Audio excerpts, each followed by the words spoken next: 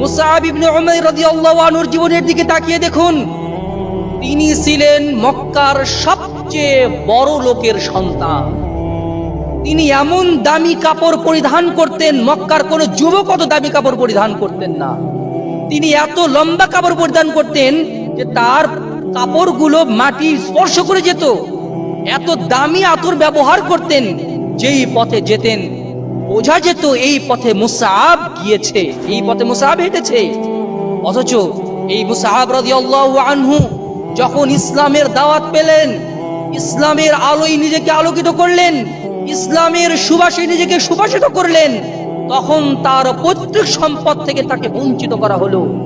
এমনকি তার দেহের পোশাক পর্যন্ত খুলে নেওয়া হয়েছিল, তার পরনের কাপড়টুকু খুলে নেওয়া হয়েছিল।